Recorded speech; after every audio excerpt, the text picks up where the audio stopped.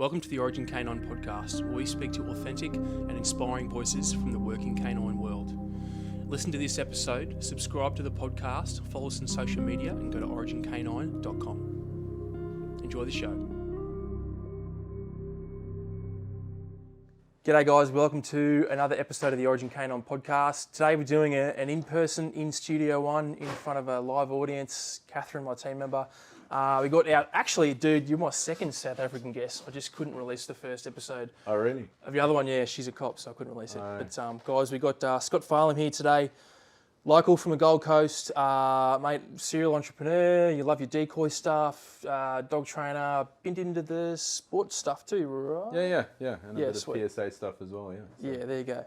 All right. Yeah. There you go, audience. Now I can look at you like a human. Yeah, thanks. So yeah, bro, thanks for coming on the potty, man. Just make sure that I can be seen there. Yeah, sweet. There you go.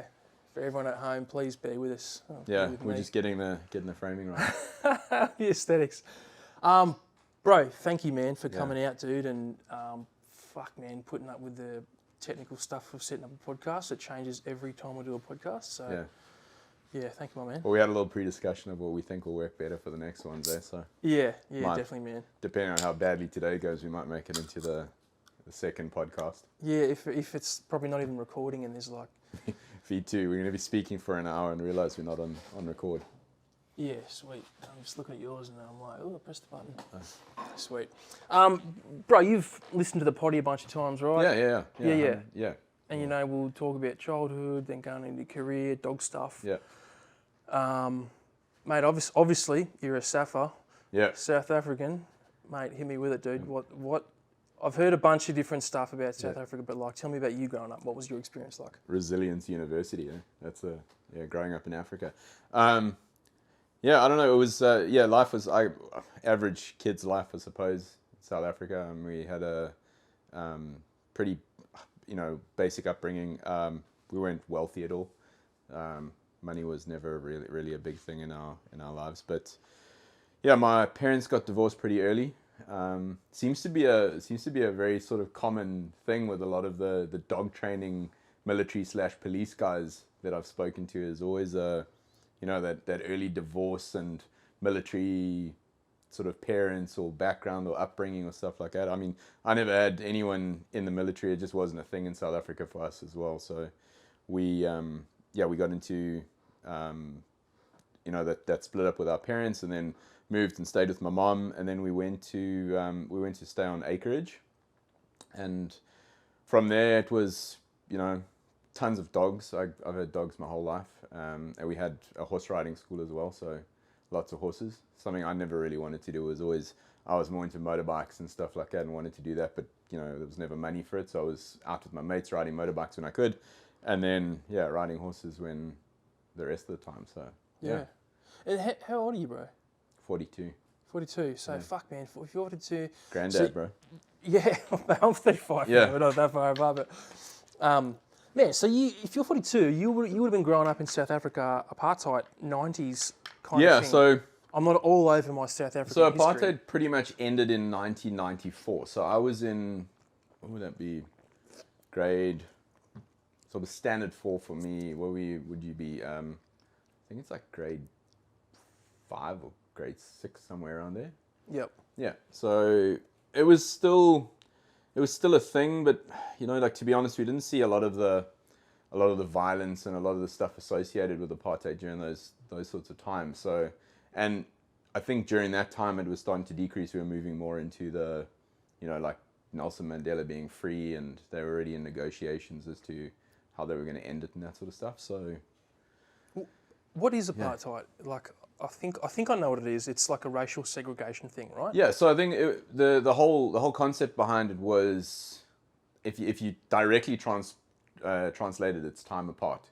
So, and I think the concept behind that was the Afrikaans government didn't want to sort of get involved in all the tribalism and everything of, like that sort of politics. And in a way I think it was a really bad idea, but there's some aspects of it which I see today that I feel were a good idea. I mean, please don't get me wrong. Like under no sort of circumstances do I think it's ever good to segregate any country whatsoever. But in terms of the laws and stuff and how good the police were in those days, I think that side of it was good. But yeah, I kind of feel like the way it ended and they, like the way the new government took over, that was kind of what created a lot of the problems that South Africa's sitting with today. So but in essence, I mean, it was exactly that. It was a time of separation, and basically what they did was they said that like people of color can use these facilities in these places and white people can use those places. We didn't really see that though. Like during that time, we pretty much, it was starting to integrate, so I don't really remember a lot of it. Yeah. Okay, so and the reason I ask is because like where I grew up in Sydney, there was like heaps of South Africans. Yeah. But they were all like really, really wealthy South Africans, and from what I understand, most of them moved out of South Africa in the 80s, 90s because of apartheid or the post-apartheid policies. Yeah. So.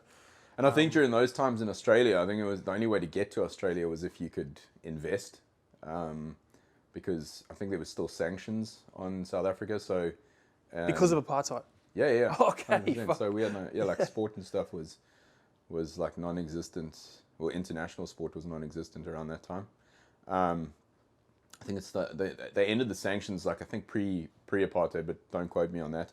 And then so we had the end of that, and then people I think when people saw that things were going to start sort of changing for South Africa and there was going to be a new government and stuff, that's when they started leaving the country. There was like a mass exodus of people during like in 1993, 1994, and then it's been this roller coaster of people leaving the country since then. So UK, USA, Australia, stuff is everywhere now. Yeah, man. We're recolonizing the world, right? I know, Yeah. And like that, like I said, I want to ask you a few more questions about that South Africa. It's going to be a long podcast if you want to know about South Africa. You're like, people are like, ask him about the dogs. I'm like, no, I want to hear about get on to the dogs. But there was the racial. Was it purely just because the white government at the time was like, we don't want to be involved in tribal law, it's not our domain, so we're just going to be like, white people have this government, and black Africans have this government. Is that kind of the I think it was just one sort of massive avoidance of conflict, because if you take there's like multi sort of racial and tribal groups within South Africa, and we've got like. Here's my different languages and stuff. There's like 13 official languages or something. So, you've got like the Sotho's and the Zulus and the Tswanas and all these mixed races and beliefs and cultures and all that sort of stuff. And the tribalism is what causes conflict within those cultures. So what the government didn't want is that I think they wanted to take over, and then they didn't want the conflict from all those other groups and the political side of things to happen. So I think it was an unfortunate thing, but I say I think the fact that they did that was more to avoid conflict, even though there was a lot of like violent sort of situations that took place during apartheid, and I think that was like a lot of the outcome of that oppression and stuff. But I think it could have been a lot worse with that. So I like to just say that history's happened, and as much as it was an oppressing time, like it was what that government felt was right at the time. And I mean, when Nelson Mandela came in, like he had like the right idea of the country's direction and what he wanted for it, and that was when the whole concept of the Rainbow Nation was was in effect, and that's kind of where things just started to fall apart, because as soon as he had stepped down, it was just this massive wave of corruption that started happening. Not like a power vacuum, but like everyone was maybe a power vacuum. There were like, there's all these different tribes and sub-ethnic groups vying for power, and they were like, well, fucking, I'll take it then if Mandela's gone. Is that what you mean? Well, Mandela was sort of he was one of the sort of freedom fighters within the ANC. So they were the African National Congress political group during the apartheid time. So when he was locked up, I think it was 20 years or something on Robben Island. He was in like solitary for like majority of that time, right? Yeah, so he was in solitary confinement and stuff. And so the fact that he came out of jail and he was like completely forgiving to everyone that had put him there was pretty remarkable. And I mean, that's why, like, for me, he was an absolute hero. But it was also at that time that him coming in was when, you know, they'd started to put things into place where that sort of comrade stuff evolved to where, you know, they'd put people that they knew into places of power. And I think that kind of sort of caused that snowball effect of the corruption that started taking place. And it's kind of just wrecked the country right now. So that's kind of where they're at. So. And like, I've only got, like I said, that really sort of cursory understanding of what that was all about. And I think I find it more fascinating than I actually know about it. Yeah. But it's starting to make a little bit more sense to me now, because it seems like, because I know that at least at one point it was like the murder capital of the world. Oh, I think it's not still. I think it still probably is. I think it's probably like easily in the top 10 in the country. I mean, next to Brazil and countries like that. I mean, it's pretty high. Yeah. So we still, I mean, and we'll get to that on the topic of dogs and like farm protection dogs and stuff. But farm murders are still, they're a big thing. But it's and I kind of feel like that in itself is very much still political. So it gets covered up. Yeah. And the media dulls that quite a lot. They say it's not as bad a problem. But we personally know of people that have been attacked on their farms as well. So it's a big thing. And I mean, if you know, like, as an individual, you know, like multiple farmers that have been involved in farm attacks, then it's probably indicative of it's probably indicative something of larger. Yeah, of the larger problem that exists. Yeah. Yeah, mate, it's so interesting. I had when I was in 3rd Battalion, so the regular army, we had a South African guy in my unit, and he, I won't say his name. He's got like a really South African name. But he's a white dude, and he lived probably like Johannes or something. Yeah, Monsieur. But yeah, he lived on a farm, and and I'll take his story at face value. But he said that him and his brothers and his dad literally would have shootouts on the farm when he was a kid. Oh yeah. And this, it would have been like mid-90s, early 90s, something like that. I kind of like don't bring up those stories often when I'm talking to someone because they sound so exaggerated. And like we didn't grow up on a farm as such, but I know of a lot of farmers and the stories that they've told us, and even personally know of farmers that have been in those sort of situations. So it's like, it's no joke. And the guys don't rock up with 1 9mm on the farm. It's a group of 6 guys with AK-47s and stuff. So it's it's intense. Yeah. The way he described it was like they had little portholes and stuff in these steel doors. Yeah. And they'd like shooting through the door. It was fucking crazy stuff. And he was a kid. Yeah. Yeah. I don't know if he killed anyone or anything like that, but I mean, it sounded pretty hectic. And so because, again, my knowledge is a bit hazy, but I did a little bit of study in this in school. It was the Dutch that settled South Africa as we know it today. Yeah. And so early 1600s were the Dutch settlers, and they settled in the Cape.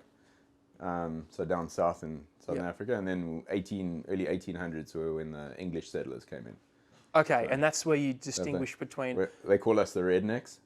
Yeah, well, that's the Afrikaan versus the Engelsman. Yeah, Afrikaan. Yeah, the Afrikaans is Dutch heritage, and the Englishman is English heritage. So okay, yeah. They call us a soutpeel, so which means a salt dick. Because half of my one leg's in England, the other's in South Africa. Okay, dick's hanging in the salt water. Yeah. Salt dick. That's good, man. Yeah. All right. Okay, and doesn't sound right in English. Though. It's starting to give me a better understanding about what was happening today. Because if you would have had the normal sort of stuff that was going on back in the day, like colonialism and slavery and mistreatment of locals and the indigenous population, then you've got this long period of racial segregation, followed by this rapid change, and then like you can't not have any animosity, which is why then the violence would continue against farmers and people like that, right? Yeah, exactly. Yeah, okay. And the thing is as well is, and I mean, I have this, like we have this conversation with people, and there's this media, I don't know, maybe I take it personally, but there's this media assumption that we're racist. Yeah, 100%. Coming from South Africa, like, oh, you must be racist.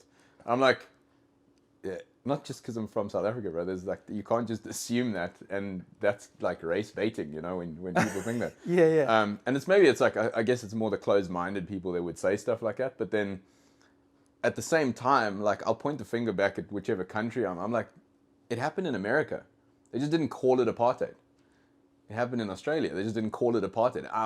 The only problem that we had in South Africa is that they put a name to it. Yeah. And it existed. And you've got to understand the other thing is that in South Africa, we were the minority in a country that all that stuff happened in. So you had this minority group that, were like, had caused the segregation in the country and stuff, whereas in Australia and America, it was a majority that had colonized the country, and then, there was an unfortunate turnout in those places, though, but we won't talk about that. Yeah. Yeah. No, I think I like that because I think it's easy to point the finger. Yeah. And be like, oh, you're the white dude and your relatives did this, and you're like, well, you're the black dude and then your relatives did that, and you're like, I fucking wasn't there. and the thing is, I told people, I was like, I had, we had African people that worked for us, and my daughter was raised by a lady that worked for us, and there's no immediate assumption that because we're from the country that we're racist. It's just that, like that was how we grew up at the time of that happening, and I went to school with like a whole lot of like African mates, and it was never like race for me wasn't a thing.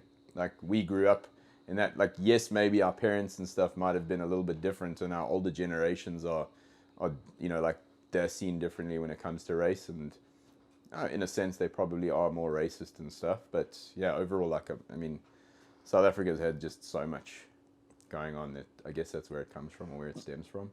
Yeah.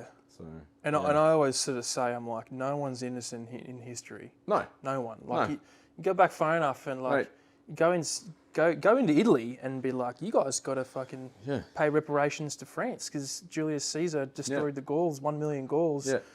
And then like the same in the UK, you're like, it's just a shit show. No, there's like, it never ends, mate. The thing is, in history, there's not a single place where colonization and slavery didn't take place, and in that time there was violence in the process. So it's happened through the course of history. Unfortunately, like, it's still pretty fresh in our history. So it sounds like your pendulum is still, the swings are quite sort of wild.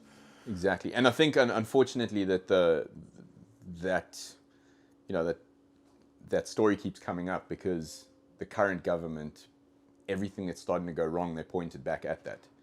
They're like, 30 years later, we're still oppressed because, or South Africa is still oppressed because of apartheid. But in the process that they've been in power, nothing's improved. Everything's fallen apart. So, you're like, anyway, probably just keep quiet about stuff. Rather just not talk about it at all. So, yeah. Yeah, okay. Yeah, because I've seen recently that the new government, there's a bunch of sound bites of them saying, we like kill the white people, and then it's this big like constant. It'll be this way or that way, and like there's not much in between. You know what I mean? It's like you're either there or you're there. Exactly, and it's like this controversial thing. But I mean, you get into that topic of talking about politics and stuff, and I guess it's still like, for me, I'm still quite passionate about it because I love the country, and I love what the country has and what it is, and I love the people and stuff. But like, I guess like anything with government, just when the government wrecks the place, you get pretty angry, and you get 100%, mate. And the more I go to the States, for example, the more I go, I almost like mimic their, because historically they don't trust the federal government. No, that's why it's the United States, and this was explained to me. Yeah, the theory is it's a series of independent states that manage themselves. Yeah. And they've got the majority of power over that state, and the federal government is just like a referee. They're there to be like, hey, you guys having a dispute over there? Maybe I can offer a solution. Yeah. But they don't like the idea of giving the government too much power. And the more I think about that, the more I'm like, yeah, I don't like the way you spend my tax dollars. I don't like your stupid agenda on X, Y, Z. So exactly. But yeah, fucking government, man. They. But in a sense, it's like I found I'm not saying Australia's the same, but I found it was like so weird how there's the individual state sort of governments within Australia as well, and like different laws, and I'm like, but it's it's the same country, so why are there different laws within different states? In terms of the US, I always found that each state was like a whole different country. Yeah. And when I went there, I described it as like Europe with American accents. Yeah. They're so diverse, culturally, demographically, geographically. It's just crazy. And it's a massive country as well. So like you can, someone in New York versus someone that's in like southern Texas is going to be totally different people. Wildly different, yeah. Wildly different, yeah. So the person from the city and city life and stuff, and the southern Texas, the country gunslinging. Yeah, different, right? And it's like you got to think of it as Europe, but everyone speaks English. Yeah, and like what you were saying before in Australia in terms of the state governments, I'm like, I tend to agree because I'm like, we're mostly the same. Yeah. Like Sydney, Melbourne, Brisbane, all the major cities. Yeah. 99% the same shit. Yeah. Same cafes, restaurants, culture, minus a stupid hook turn in Melbourne or something, but like we're mostly the same. Like a couple of slight variations in accents, but yeah, I don't know. Yeah, it's interesting to do that comparison between the States and here. Yeah. It's vastly different. It's so foreign to us because we just had one government. Like there was, you had your local governments, but you had a national government, but the laws were the same everywhere. Yeah. So it wasn't like there's you're in, like in Victoria now, so these laws apply and you can't do this because it's interstate and stuff. So I was like, that's weird. It's a bit foreign. So, but we'll get into some of the dog laws like e-collar, prong, that type of shit later. But another anecdote. We'll get onto some actual dog topics in a minute and talk about you. But like, we're an hour in, but we'll be yeah, exactly. I just did a post this morning, and I'm like, hey, do you want me to talk about stuff that's not dogs? I don't know. Yeah, and the thing is, like, man, it's crazy because it's weird how when you get into a conversation with anyone. It's so quickly, being from South Africa, so especially with like foreign people, they so quickly move into the politics of that. And I mean, I was like, we're gonna probably discuss a bit of that today. So you already had that in your head. You're and I don't know, man. Being a white dude as well, like I'm, you almost feel like you got to like defend your like. Bro, like you feel like you got to put a barrier up because I don't want to say anything offensive to anyone. Because immediately people are going to judge and they're like, immediate assumption, South African, he's a racist. Yeah, luckily, bro, there's like 10 people listening to this podcast, man, so you're all good. Yeah, I'll get my black mates to just pitch in and defend me if I need it. Yeah. So it's all good. All right, and then, so that's probably a good segue to move on to the dog part, right? Yeah. So with the historical background, we're talking about like the tumultuous political situation, obviously that leads to social unrest, etc. Yeah. So from what I understand, and you'll give me the scoop, the reason there's so much, like there are so many protection dogs, and that's probably quite a big thing in South Africa, is because on your property, your farm, wherever you live, you need several layers of protection, whether it's like security systems, fences, and dogs is a massive part of it, right? And that's the norm. Yeah. Yeah. Mate, hit me with that, bro. I want to hear about that. Yeah, it's a whole different ball game compared to here, bro. It's yeah. Yeah, so, okay, once again, we're going to the sort of political aspect of South Africa and, the various income groups and stuff like that. You've got a massive poor population in South Africa. And I think in any country where there's a large proportion of people that aren't earning well, there's a higher crime rate. So that's just statistics, I guess. But with that, we've, I suppose, evolved into what we have gotten to call normal, where we have, the 6-foot walls and the electric fences and the gates, and we have real big dogs. Don't see too many of we still get the small dogs and stuff, but Baubles? Yeah, bulls and German shepherds are pretty common. And I'll get into like the breeds and that sort of stuff when I first started dog training. But yeah, those are pretty much commonplace, and especially the I suppose the more dangerous areas you'd see like you'd see the pit bulls and all the guard dog breeds. But yeah, 100%. Everything there is like layers of barrier, and it starts off with the wall, the fence, the outdoor sensors, the security gates. We call them burglar guards, but they're like burglar guards for us are like steel, almost like jail bars in some sense. Not like these little aluminium screens that you have in ours. Crim safe. There's a guy with like a Stanley knife. Yeah, a guy come there with a butter knife and just pop it open. Yeah, so everything is there, and it's like and it's kind of commonplace because I worked with a lot of security companies with their dogs in South Africa, and with them they're like you kind of want to have that to the point at which if someone gets into your house, that's the last resort. So everything was about making sure that you can buy as much time should it happen. Yeah. That if they do get into the house, that you've got like the dogs to help you out in that sense. But for the most part, most people didn't have trained protection dogs as you would know them. I had a lot of clients that we worked with that had proper trained dogs that could actually, if something happened, they could do something. Yeah. Whereas most of the other dogs are just, I think it's more just a deterrence of them than anything else. Yeah, shit. Yeah. So how did you start in that space then? So we skipped, kind of like Jesus, right? We just skipped a massive part of your life. Yeah, the whole first commandment has just been thrown out of the window there. Yeah. So we'll go, sorry, the politics threw us off quite a bit there and it got a bit emotional. So from childhood, I was, obviously we went back to that. I had a lot of dogs growing up, and I think that's when my passion for dogs started. So there was a stage where we had about, I think it was like 12 dogs on that acreage that we were staying on. So it wasn't massive, but it was like 19 acres, I think. Yeah. And the dogs were solely my responsibility. So they were like. At what age? What was I then? I was probably about. We moved onto the acreage when I was about 6, and then I moved to go and stay with my dad when I was about 13. So during that sort of 7-year period. Fuck, really? We had a ton of dogs. Yeah, and then unfortunately, like, a lot of them were dogs we had that, they grew old, and then they had to be, some were put down and some had died during the time that we'd had them, obviously of old age and stuff. And then, unfortunately, some of the other dogs we had to rehome and that sort of thing when I went to go and stay with my dad. So It was unfortunate because my mom's business partner and her had a fallout, and then the riding school had taken a dip, and Riding school. Riding. Horse riding.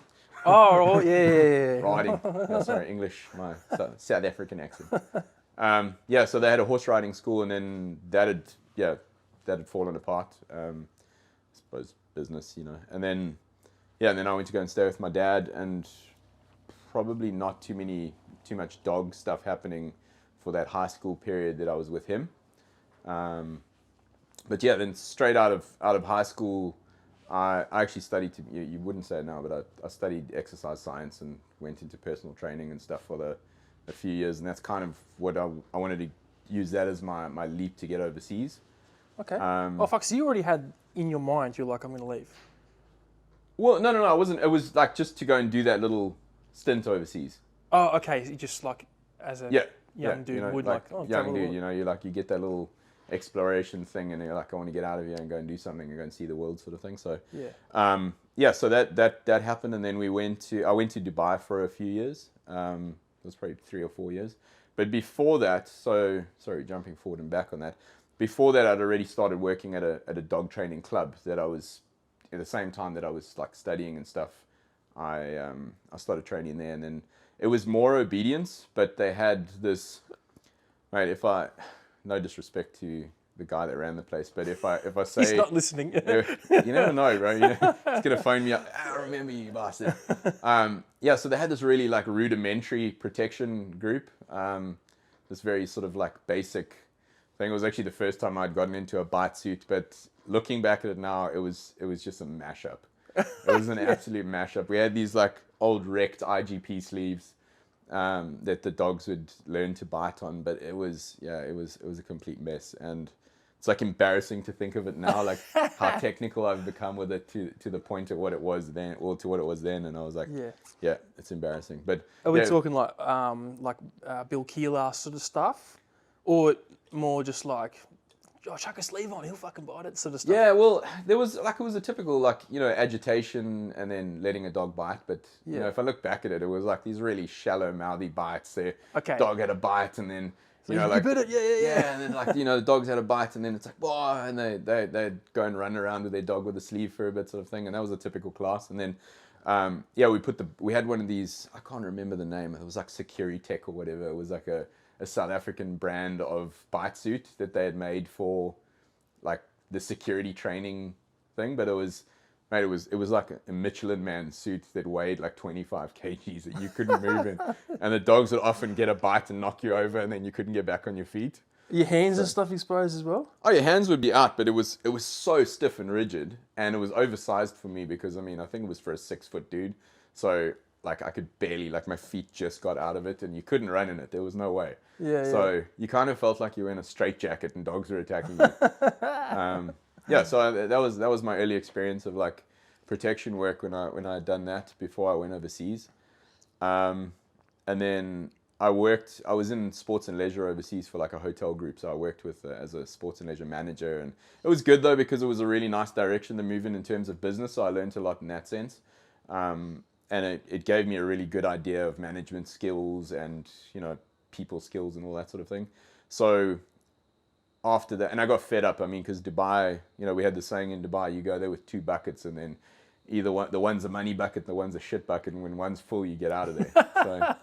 So I think I hit like, I was half shit and half money, and I was like, I'm done. Yeah. Came back to South Africa. And then, that was kind of when I think I got a little bit more serious into dog training. I absolutely hated, and no one had like dogs in Dubai. I probably saw like 2 dogs in 4 years. So it just wasn't really a thing then, you know. And good point. Yeah, I've been there a few times. I think being a Muslim country back then, there wasn't there were a lot of expats, but it wasn't massive like it is now. So I think like owning pets and dogs and the sort of dog industry there's grown a little bit. And then coming back, same thing again. Got back into a bit of dog training with my dogs again, doing so I'd gotten a German Shepherd Husky that it was actually a rescue that I'd taken on. But at the same time, you know, that was probably 2000 and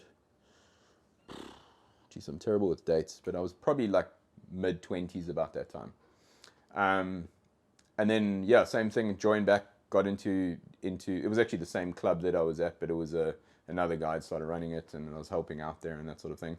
And then, picked up on the obedience side of stuff, so I got a little bit more training and learning obedience, started to get more interested in terms of like the tracking side of things, so I learned a little bit of sport tracking back then.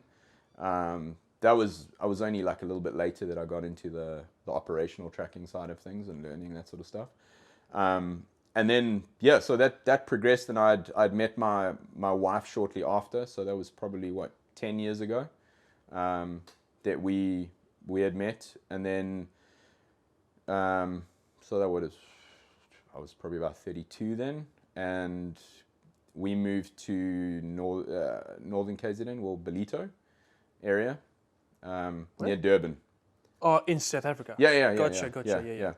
So we moved there together, and that's when I think so it was probably about, I'd say 10 years ago that my dog training journey actually started to really like diversify, because that was when people started to recognize me more, I think, through word of mouth and having worked with people. And by that time I'd started my media business, so I'd gotten into, I'd started up a drone business doing, you know, like drone media and that sort of stuff. And that was primarily the direction I wanted to head in, because it was, you know, you at least make a bit of money out of it.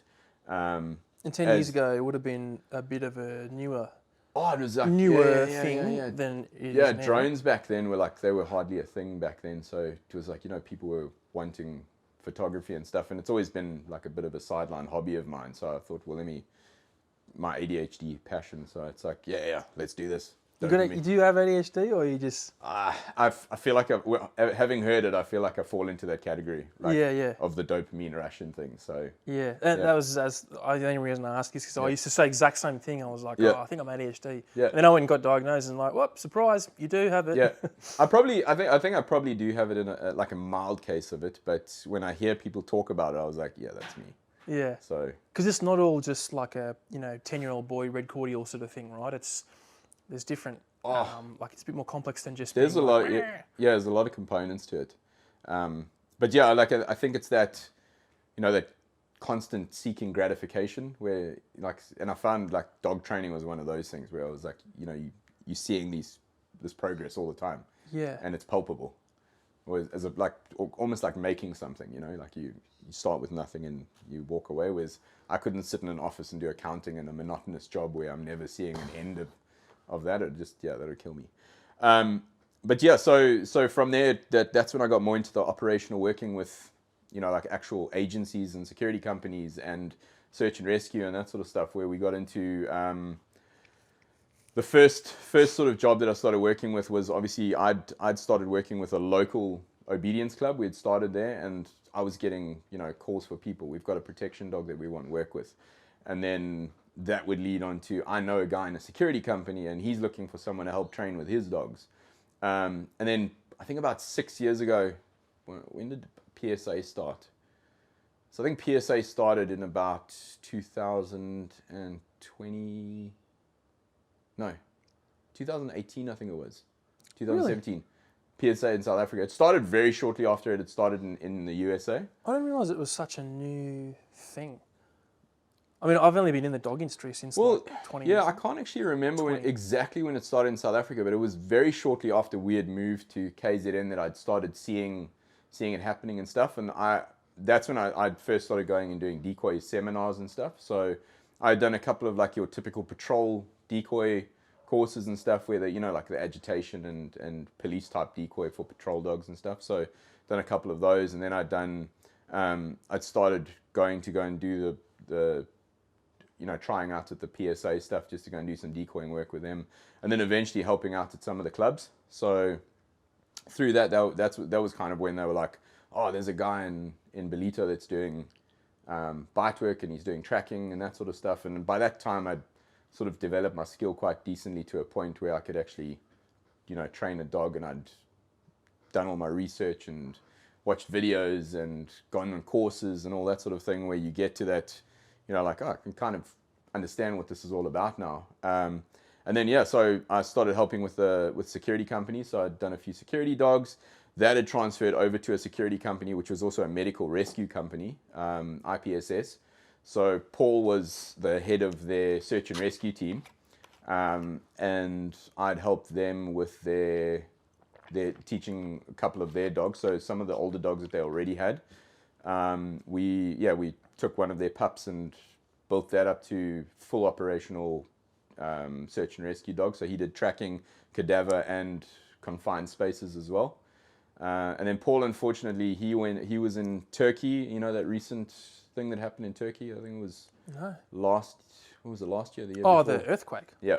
Yeah, okay. So he went over with the South African team for Turkey, and then. Oh fuck, bro! I remember you told me about this. Yeah, he came this back, is fucking and then horrendous, man. I got a message like shortly afterwards to say that Paul had passed away. So I'm not sure exactly. I mean, and you never know. I don't know if it was stress related or what the reason is, and no one really said anything about it. But yeah, and he was a brilliant guy to work with, because during the time that I'd worked with him and stuff, I'd also learned a hell of a lot in terms of development in the tracking and the search and rescue aspect of it.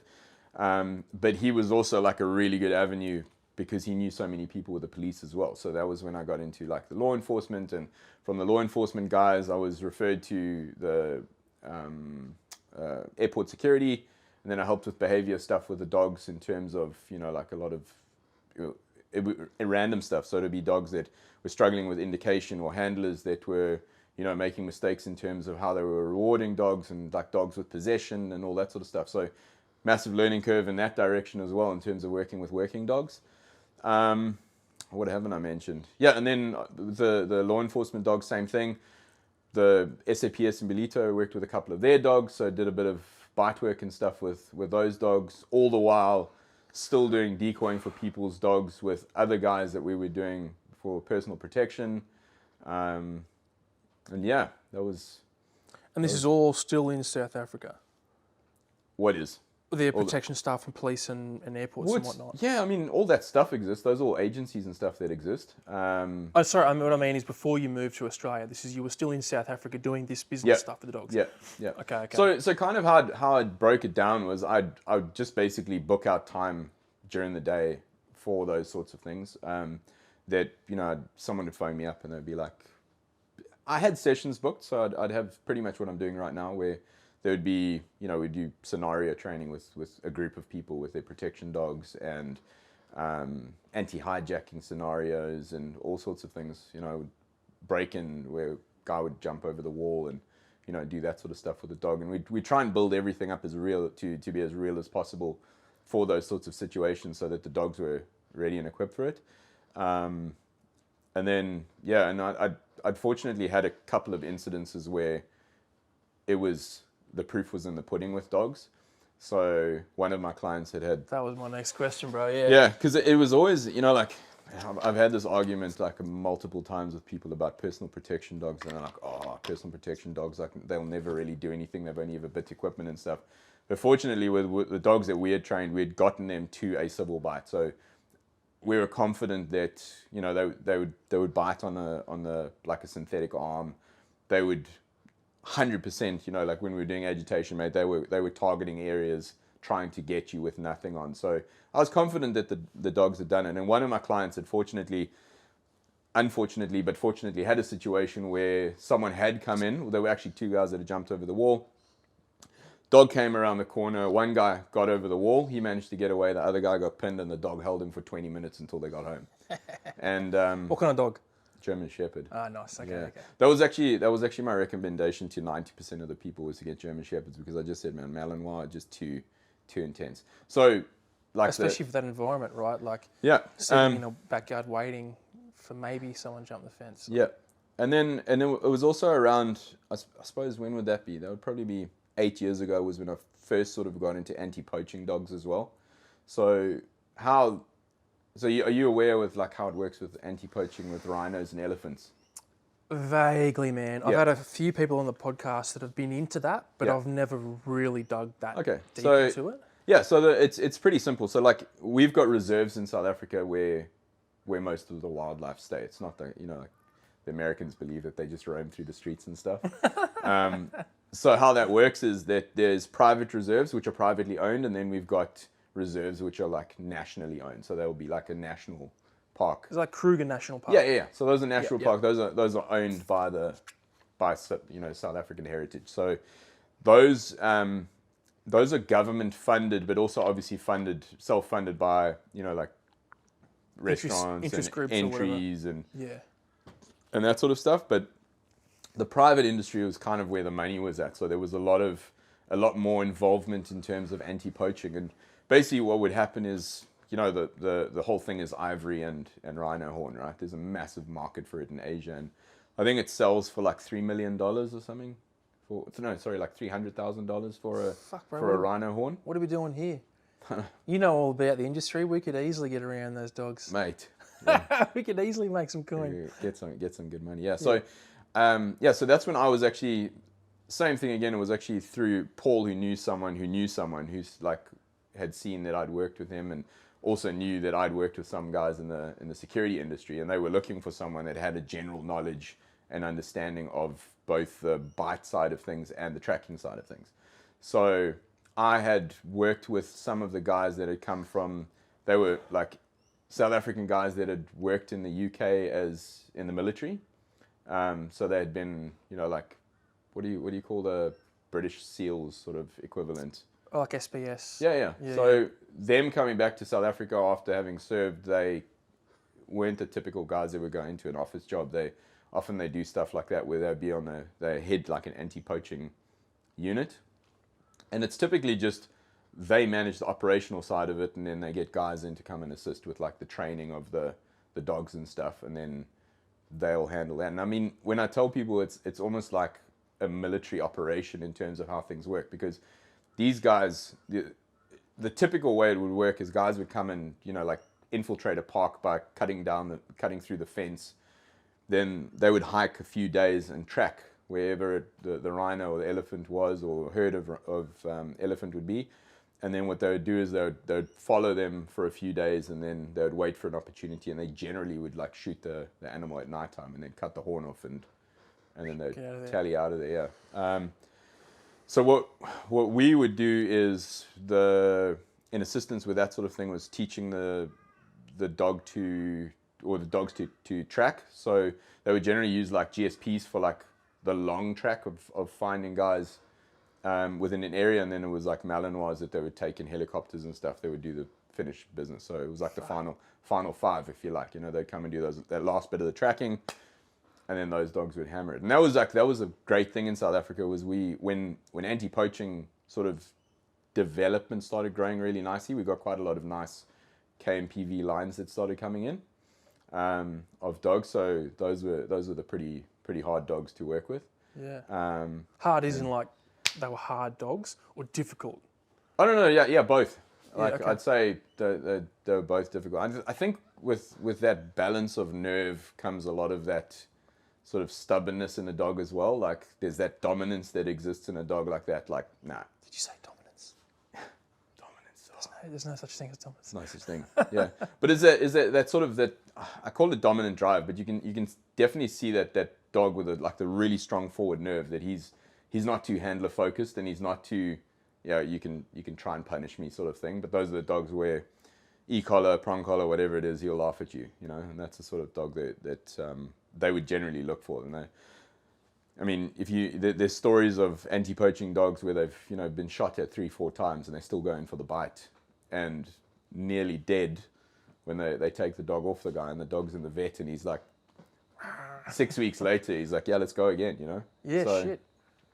They were typically, and I think typically those sorts of dogs were the similar sort of dogs they look for, that military type mannerism and the military type style of dog, where really strong defense, really good prey, you know, goes in, hammers the guy down, and there's no issue in terms of that. But yeah, so in terms of like, I never really developed dogs as such, like from puppies where they were kept with me. Yeah. So a lot of the stuff that I would do is go in and assist with dogs that were being kept by the handlers and stuff, and then work with them like that. So then that was pretty much with everything in the search and rescue stuff as well, and the personal protection dogs were often privately owned as well, so that would be work like that. Yeah. I just want to, because the from my vague understanding of the anti-poaching stuff. Yeah. There's probably a big mix, or not a big mix, but like there's a big spectrum, right, of how serious some of those operations can be. Some of them are just like, maybe like just a tracking dog, and there's a couple of guys that go out. Yeah, it's like, there's no specific, and I mean, like I've seen a few of the ones that are like, they're pretty big, you know, they'll have like 2 helicopters, and I guess it just depends on how well it's funded, but I definitely say the private game reserves have a much better operation in terms of how things work. If you take Kruger National Park, man, it is massive. Like, it's huge. I saw it on the map when I was looking at South Africa, and it's just like this big fucking thing. It's bigger than your average European country, I think. You know, it's like it's huge. So, in terms of an operation like that, now I think they've got drones that work, and they've got, you know, these like thermal cameras set up in locations, and there's definitely hot spots of where things happen. Yeah, because I've seen like I said, there's a big mix, right? Some of it's like kind of mundane. We do some tracking, we find some sign of a dude or whatever. Yeah. Other stuff is like they're getting in fucking gunfights, and like, oh yeah. Like there's guys are getting killed, and like dogs can get killed. I think just crazy. Full, like you said, full military operation. Yeah, like, it's military operation. And the thing is as well is it's like I know in certain, I mean, I wasn't in the military, but I know, like, having spoken to guys, they were like, there would be missions where, you know, it's like a blank at the end of that mission where that dog doesn't bite anything or they don't find anything. Whereas those missions maybe happen, you know, once every 3 weeks or whatever it is, whereas these anti-poaching dogs are working almost every single day. So it's mission after mission after mission for this dog. And these are dogs that are, in summertime, it's like 45-degree heat where they have to go and track for an hour or two in 45-degree heat and then still go and finish someone off afterwards. Yeah, it's hardcore. But yeah, as I say, I think it depends on the funding, on what kind of operation. And whoever they're going to face at the end of it is also probably dependent on what sort of syndicate's backing that. So, there've been a few, one of the guys, I think he was a vet that was behind it, where he was actually darting the rhinos from a helicopter and stuff. So there's For the poachers? for the poachers. No shit. Yeah. Because I know that some of the poachers are pretty fucking serious too. Mate, some of those guys are no joke, right? Some of the poachers are ex-military as well.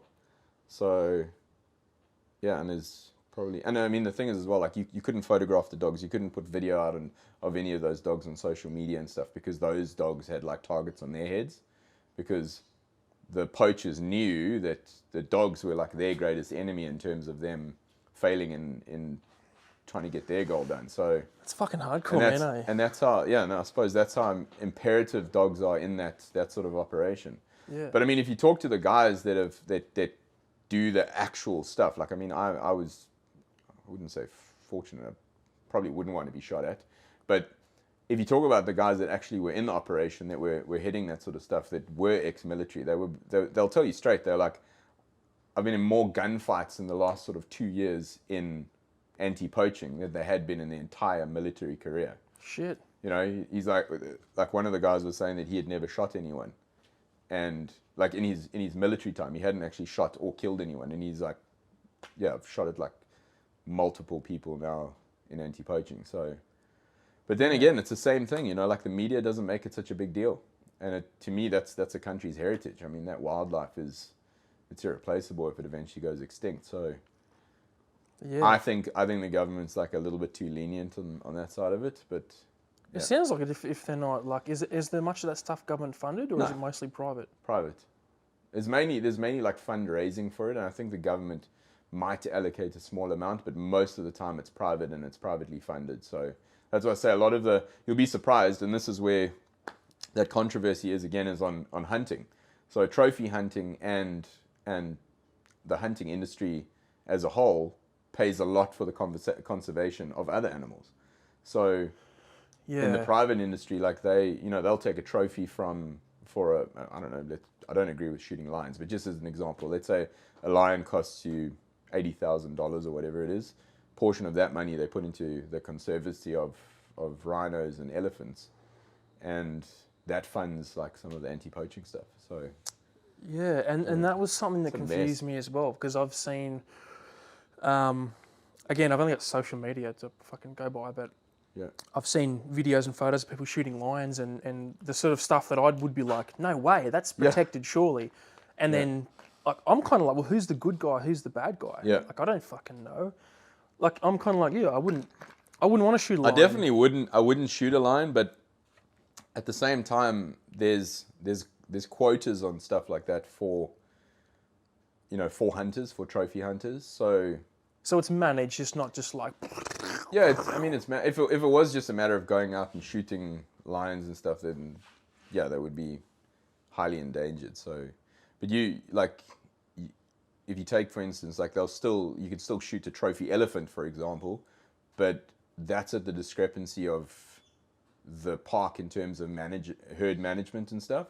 So if it's a private park that does hunting, then they'll say, well, this is a really old bull that's been chased out of the herd, or he's no longer a part of that herd, or he's like a rogue bull, then they'd say that that's the bull that can be shot. So yeah, and then they'd obviously take the money from that and put it back into the management of the.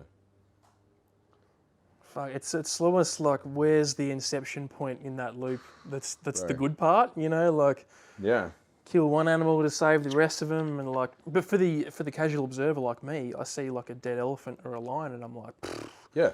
man, I don't like the look of that. My view on hunting though is like I don't necessarily agree with trophy hunting, because if you can't eat it, then it doesn't serve any purpose, like shooting a leopard or a lion or anything like that. Yeah.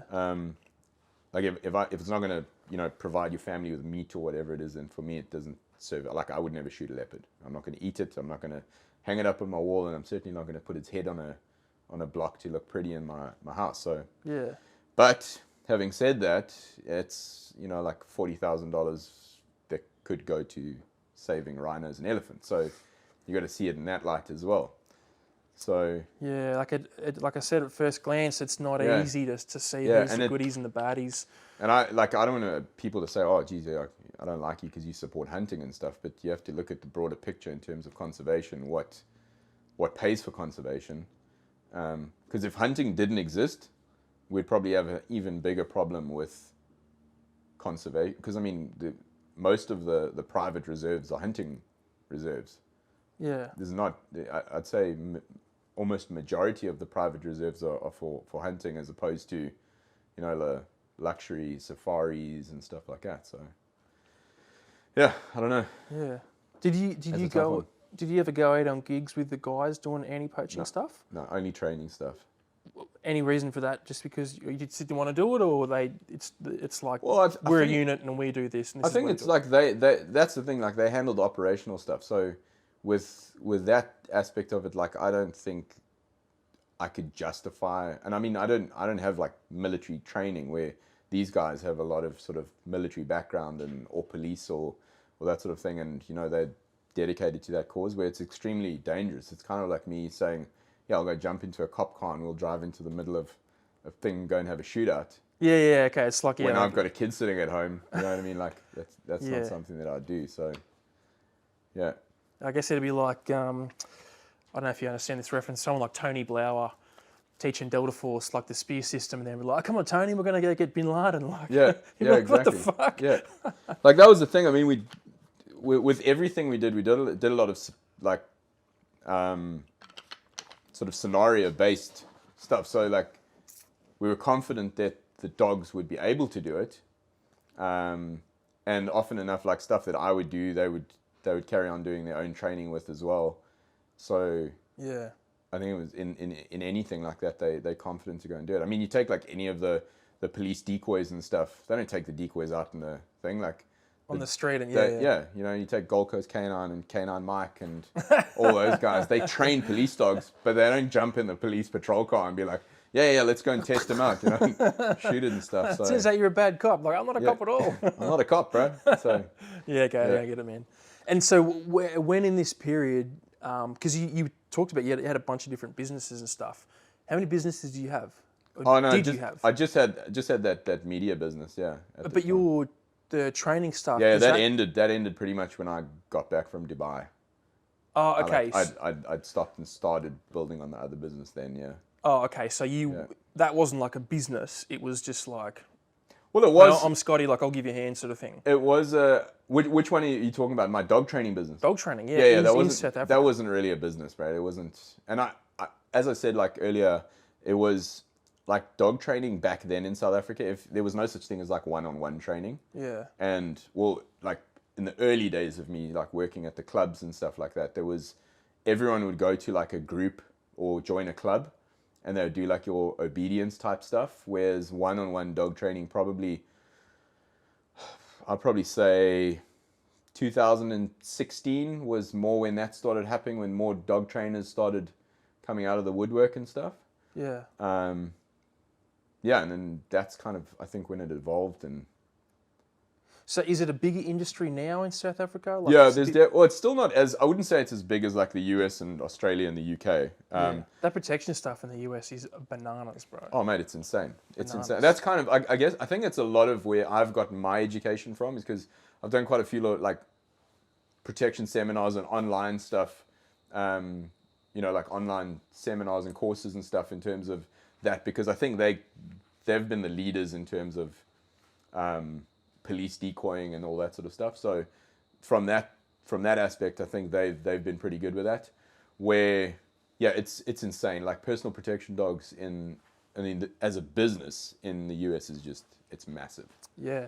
Yeah. And I'm sure there's plenty of fucking charlatans in that industry, but the sort of few people that I know that have done it in the US, they do it really properly, man. Yeah. They're like clearing houses, like they got primary, secondary weapons, like they do stuff at night. They're like, yeah, they really fucking do it properly, man. And I don't know anyone that's actually had to use it like one of your clients, but fuck man, they put so much money, time, equipment, the training, and they're deadly serious about it, man. Yeah. I don't know if it's like an American, excuse me, my American guess, but like a paranoia sort of thing, or if it's a real thing that they actually need. Like I had I don't know, Ken like Mike on the podcast. Yeah. And Mike Jones. So he was talking about I had Mike Nesbitt and Mike Jones, and they were talking about. Mike Jones was talking about some of the people they'd saved from human trafficking, and they would give them protection dogs and take them through that sort of stuff. Yeah. So that was interesting for me to hear. Yeah. I mean, like that's the thing. I don't know everything that happens in the States. I guess we probably see a lot of it on media, and we get the extreme left or the extreme right. Extreme right. Yeah. So like people yelling at each other at some trans rally or something. Like. But I mean, we had like it was crazy because there were like parts of South Africa on the farms and stuff where they had these guys, also ex-military, that were doing tactical training with like farmers and stuff, and like very much the same thing, where they'd be setting up these scenarios where they've got guys, going out and doing pistol training and shooting at, moving targets and stuff on the farms, and almost like that. Yeah, and it's like, is it paranoia? I'm like, maybe not with them, because like that stuff actually goes down. So they were doing all that, and then at the same time we had guys with farm dogs that we were doing training with the dogs as well to be able to take guys out. So it was yeah, it's a funny little phenomenon, man. And I equate it to like a bank. Like a bank will hire some cheap security guard that's for 99.9% of that dude's career in that bank, nothing is going to happen. And his mere presence will deter 99.9%. But at that 0.01%, when the fucking serious dude comes in with a ski mask and there's 10 of them, that guy's going to crumble. Yeah, and he's not even there. And it's like, well, what do you invest in? Do you invest in that 99% and save that money and then hope that 0.1% doesn't happen, or do you invest in that 0.1% and be like, we fucking need it? Yeah, and so, I always used to say that to people as well. I was like, people would tell me, I was like, we've got a fully trained protection dog. And I'd say, okay, well, cool, I'll put a bite suit on and I'm going to come break into your house and see what he does. Yeah. And 90% of the time, that dog won't. He'll back away from you. So that was what I said to people. I was like, it boils down to, can that dog actually perform when it needs to? Yeah. Does that dog immediately go into defense and try and do what he's meant to do, or do those genetics kick in? And that training of those genetics, does that take effect? Because that to me is a protection dog, like protects. Yeah. Whereas a lot of people, like, they'll have the Rottweiler or they'll have the Doberman and stuff at the house, but you walk in and that dog just, no way, dude, I'm hightailing it. You dressed up in that funky suit. Yeah, it's like my dog, like Frank. He's a big, scary looking Rottweiler, right? He's a showline Rottweiler. Yeah. He's such a fucking teddy bear. But he'll be like, row, row, row, row, do the big bark. Yeah. Like, no one, 99.99%, they're not breaking into my house. Yeah. But like, I mean, we used to ask people the same thing. I was like, do you own a gun? And they'd be like, no. And I was like, okay, well, we probably wouldn't need to do any desensitization, with gunfire. But I'd say it's like probably something you want to do, because if a gunshot goes off and your dog's never heard that loud sound before, that's also something that you don't want, So we do a lot of whip cracking and loud noises and stuff around all of the dogs just to trigger them. So to activate the dog to go into defense, and then build up that pressure on the dog to the point where he was still willing to go into prey and go for you, like. Same thing, people, fully trained protection dog, and then you go and stand in the driveway and you crack a whip and the dog's like, hightails it back to the house again. It must be so unnerving for them too, because they're like, put all this money and time in this dog. I thought this dog... I think it's a complete... Well, that's the thing. It's like, and there's no textbook on how to train. I mean, I don't know any, there might be out there, but there's no definitive textbook to say that this is a fully trained protection dog. Yeah. And these are the requirements for that dog, because... everyone that I've spoken to, they're like, oh yeah, no, he's got a fully trained protection dog. I was like, oh, well, what can he do? And then the stories are all different. And he's like, yeah, well, he can walk off lead and he'll bark at someone at the ATM, and We tell him to clear the house, and he gets between me and the threat. Like, and he goes out. It was a German Shepherd. That's the favorite one. He's like, oh, he's super protective, and I go out and he barks at everyone's dogs, and he barks at people. I was like, he's scared. He's not probably, comfortable. He doesn't trust you, and he's really scared, and he's reactive. That's the total opposite of what you think he is. So I used to get that in the pet training all the time. Man. He's really protective. And I was never in the personal protection space, but it was always the same. Yeah, it's the same shit you would hear all the time. Oh, his uncle was a police dog. And you're like, his great grandfather's uncle's son was a protection dog. He saw a police dog. He was police, military. Yeah. But he was actually rejected from the... This dog was from the SAS. Like, from the SAS. Oh, really? And you got him? Fuck, no shit. Geez. Yeah. That's a pity. Yeah. It's like, why didn't they keep him? Yeah. All right.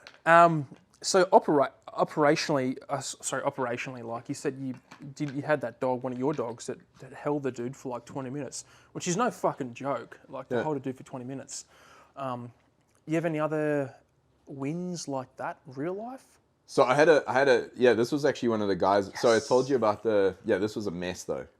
Oh, okay. I don't even know if I should tell you this story. You didn't have But anyway, to. okay, yeah, I'll tell you the story anyway. So I'll just blur your face for the story part, then I'll unblur it after. Yeah, just black me out for this one. So another mate's dog said he used to also train with us at the club, but this was back at the first club that I trained with. Okay, yeah. That I when I got back from the UAE and was training at that club. Yep.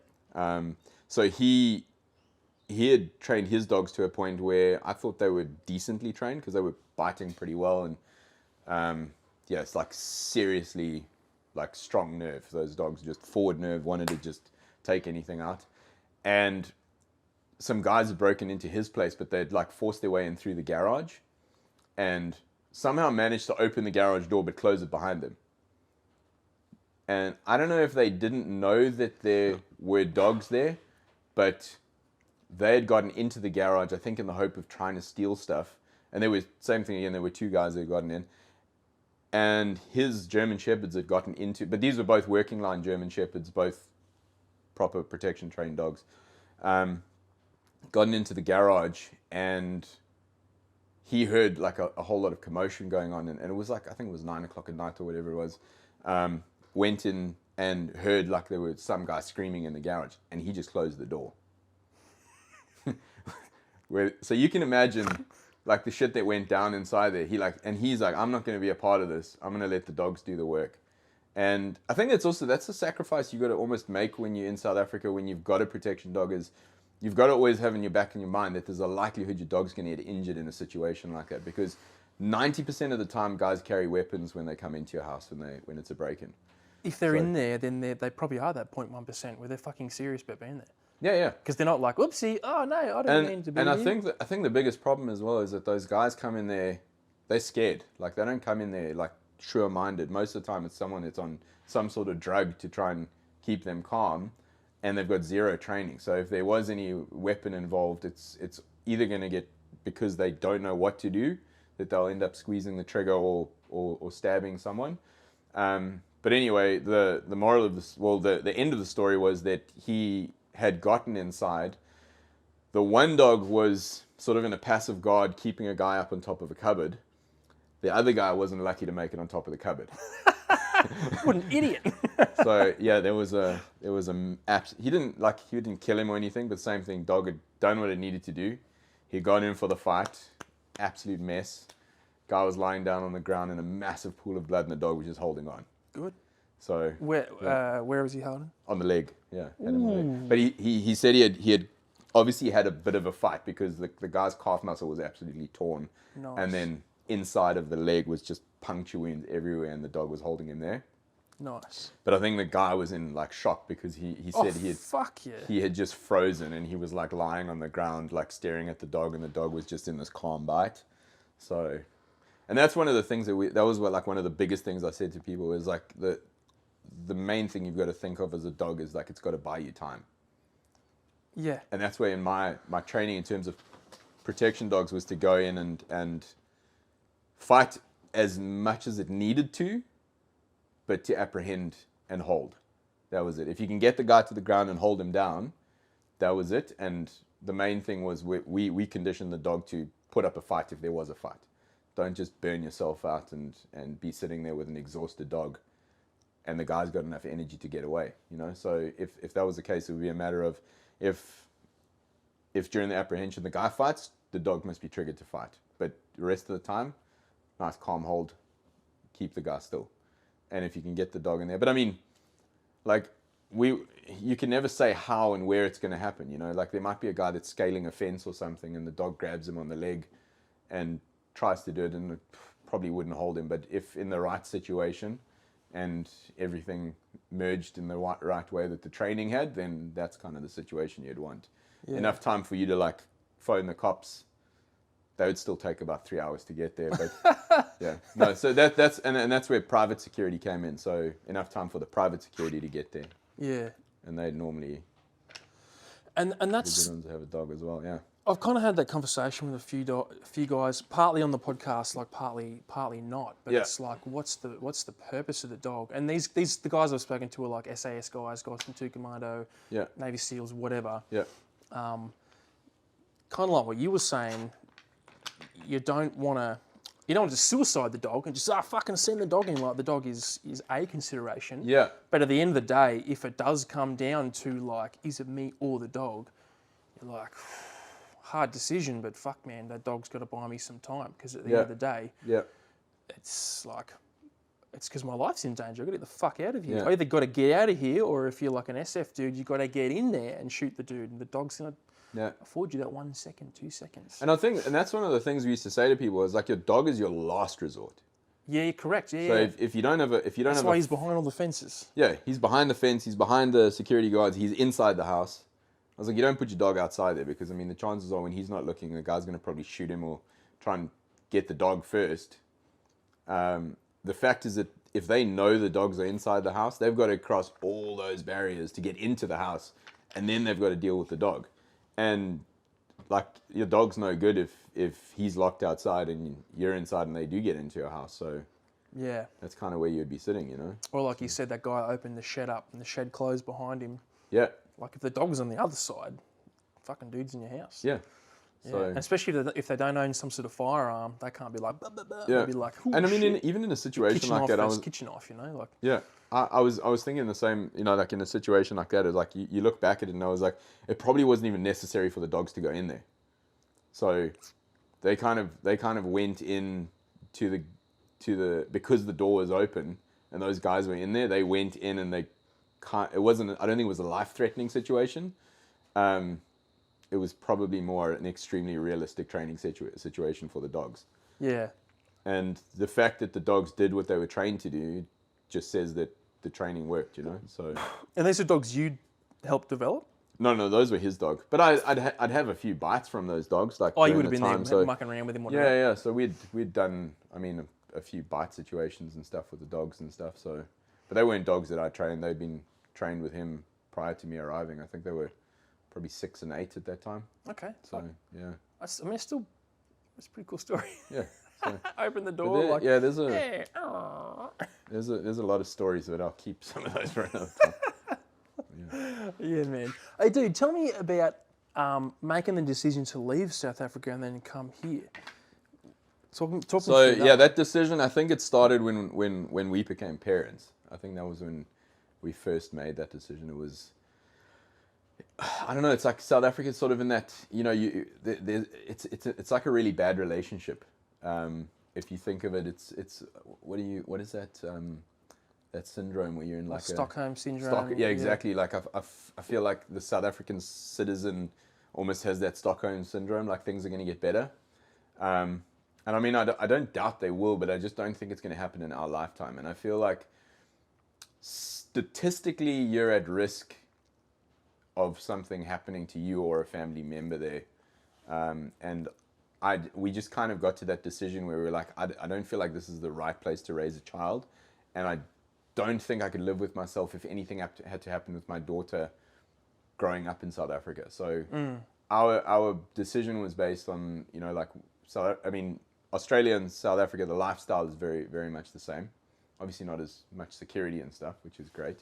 But the actual lifestyle itself, the going to the beach and barbecues and all that sort of thing, and just Aussies are very similar in in their ways and manners as South Africans are. So it was our first choice, and the weather and everything was the same as well. So yeah, that's why we kind of made the decision to come over. And why Australia versus like US or New Zealand or from Canada or something? I deliberately left out the UK because it's the most dreary, it's boring, depressing fucking place. And I'm sorry if you guys live in the UK. My sister lives in the UK. I've been there twice. I I haven't even been to the UK, but every time I see or hear about it, it depresses me. So that's what it is. It's what you think it is. Yeah. So for us, it's Ballito. We're pretty much on the same line of latitude here in southeast Queensland as Ballito. Same weather. Oh, okay. Honestly, like if you drive around, have you been to Durban before? Never. You've never been to South Africa? Never been to South Africa. No. So it's surfer's paradise. Like I came to Gold Coast in 2007. We came on holiday and we'd gone. I think it was Sydney, Melbourne, Gold Coast. It's pretty much just like New South Wales and mainly New South Wales and southeast Queensland. But coming to Gold Coast, I was like, man, this is just like Durban, and I love Durban's a great city. It's also sort of deteriorated a lot over the years, but just the weather is perfect. The beaches are great, so similar in so many ways. And I always like when South Africans are here or they come to Gold Coast, they like immediately think that the surfer's paradise is first world Durban. If Durban could go from third world to first world, that's what it'd be. Yeah, shit. So I mean, honestly, like in the Gold Coast, we feel like we're in another neighborhood of where we lived. So if I was in Canada, bro, I've never been in snow before. Ever? The only Ski Dubai. That was the first time I was in snow. Oh, the big indoor. Yeah. So and I have no desire to. I don't see the point of playing around in ice and cold stuff. Yeah. So I mean, and Kerry and I both love being close to the water, and boating and all that sort of stuff we enjoy as well. So yeah, that's good, man. Yeah. And I think that the decision was like then when we decided we wanted to go to Oz, it was like Gold Coast or Sunshine Coast, but we ended up here instead. So, yeah, mate, Sunny Coast is a bit too small town, a bit quiet for me. I like the Goldie because it's got that tiny bit of chaos that I like to just. If I want to, I can dip my toe in it, but if I don't want to, I don't have to. And I stay out here. And the nice thing is like a distinct line of like mayhem and like you're out in the hinterland, just like 10 minutes away, 10-minute drive. I love it out here, man. And that's like where you are is beautiful. So for us, Kerry lives 60 meters. Well, we live 60 meters from Kerry's work. So she's a vet. Yep. My wife Kerry is a vet, and it's like 1 minute walk for her. And if we are tired of being in the craziness of that, we drive inland, we go camping, and it's chilled for us to do. So because you'd be close to the beach. Yeah, we're super close. So it's probably, I don't know, like a 6-minute walk. Okay, sweet. Yeah. I won't make you tell me your fucking suburb where you live on the podcast or anything, but yeah. Well, we're in. I'll just in Miami, but this side of the highway. Yeah. Okay. Yeah. Sweet. Where the plebs stay. Mate, I grew up in Sydney, and then I for my military career and whatnot, and then I lived in Brizzy for 2 years, and I love Brizzy. It was a great circuit breaker from Sydney. But then as soon as I moved to the Gold Coast, I was like, what the fuck have I been doing my whole life? Why have I just been living here? Like, if there was a military base here, you would have been here. Oh, dude, 100%. They should move to Commando up here. Yeah. Like Perth is another beautiful place, but it's just so fucking far away from. Perth's like it's away from everything, isn't it? I think it's the most isolated city in the southern hemisphere. Yeah, I think it is. Yeah, like beautiful city, but like I don't know, man. I just got a real hard on for the Gold Coast. Yeah, right now. It's Robin right now. Right now. Quivering in my inner thighs. Yeah. No, we love it, man, and I think my daughter's thriving at school, and she absolutely loves it, and she still remembers. I mean, I think she was what 3.5 or 4 when she moved over here, and she still remembers a lot of South Africa, but she calls herself an Aussie, and she sounds like an Aussie already. So. What year did you move? End of 2021. So it was just we still had to do the quarantine and everything. It was like the end of the COVID era, and then when was all that COVID shit? When did that all sort of wrap up and no one gave a shit about it? Was that about 2021, 22? Yeah, it was like end of 2021. It almost just came to an end. Yeah. It's like no checking in, and everything just stopped overnight, sort of thing. Yeah, yeah. It's like, virus is gone. I'm not a conspiracy dude, right? Yeah. But I was sort of like, I was kind of pissed off. Like, they fucking fired all these people from their jobs, all these nurses and cops and stuff, and firefighters and whatnot. 5 minutes later, they were just like, oh, I don't give a fuck, COVID, get back to work, bro. Yeah. Like, now it's just a nothing. You're like, fuck you. Yeah. Fucking fired all these people from their jobs. Yeah, I don't know. I always say it was like a practice run for what could happen, you know, like it was unfortunately people died, but I mean, I think it could have been a far worse, you know, like wipe out a population virus or zombie apocalypse sort of thing. So yeah, I saw this. Fuck, who was it? It was Jimmy Kimmel or who's that? Anyway, some this American guy, and he's like, he thinks COVID's a load of shit. Yeah, and he's like, and most of the people are like, yeah, it's a load of shit. And he's like, yeah, well, the fucking survivors would say that, wouldn't they? And he's like, there were all these people that died, and it was this funny little skit about like people actually did die. Yeah. But then there's half of these people that are just like, it's a conspiracy. Yeah, I think everything is though. There'll always be the, you know, like I call them those tunnel people, the people that got all their tin food stashed underground and stuff, and everything that happens that they don't agree with is conspiracy theory. No disrespect. Yeah. Don't come hunt me down for saying you were. And mate, what I say to people is, I'm like, I've worked for the federal government. I promise you, there's no plan. Yeah. There's zero plan. Yeah. But they will take advantage of a crisis. Oh yeah. Definitely. Yeah. But there's no plan. Mate, there's no lizard people sitting around the what's that stupid stonemasons or whatever? What's it called? Come on, you know what I'm talking about. Yeah. I know what you're talking about. Yeah. Save me here. I'm ruining this podcast. You're putting me on a Illuminati. Yeah, the Illuminati. Yeah. I'm like, there's no Illuminati sitting around planning. Give me feedback, bro. Yeah. Yeah, I think that's the thing. It's like the financial analysts and all those guys. They thrive on those sorts of things. So they wait for it to happen, and all the middlemen are the ones who lose their income and stuff during the process. Yeah. So. Yeah, I watched that movie, totally off topic, but The Big Short. Yeah. About the 2008 financial crash. Yeah. Mate, it was horrendous what they did. Yeah. And then right at the end, he's like, oh, don't worry, like all the bankers got arrested. They changed all the policies and now it'll never happen again. And he's like, not really. There's like one guy got arrested and then no one else gave a shit and they bailed the banks out. Yeah. And the government gets richer and the guys that are in like share crashes, everyone buys in. Yeah. But it wasn't a conspiracy. Richer for the crisis. It was just they took advantage of a crisis. That's just, anyway, off the top. Every crisis is an advantage. Yeah, we've had a few of those. Yeah. Mate, to wrap up, tell me about what you're doing now, business-wise. Or personally, whatever. Yeah, so I'm still... Sorry, man, I'm busy hitting the microphone. People are probably going to be like, Jesus, so like... so I'm still doing the dog training. I'm definitely getting a lot more working dogs now. There was a lot more pets when I first moved here. I think it's been that process of getting into the industry and getting known.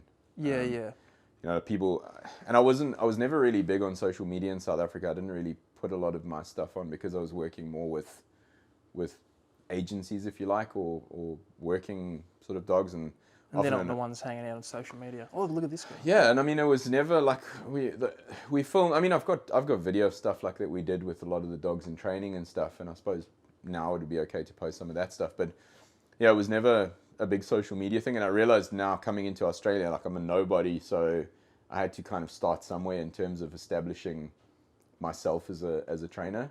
And I also saw it as a good opportunity now because I was like, I'm finally at a space where I can actually get a working dog myself that I can build up as my own demo dog, and that's where Glock came in, my Malinois. And then he was, and I always tell people that I was like, I've trained them for like 15 years, but I've never wanted to own one because I've seen what they can become.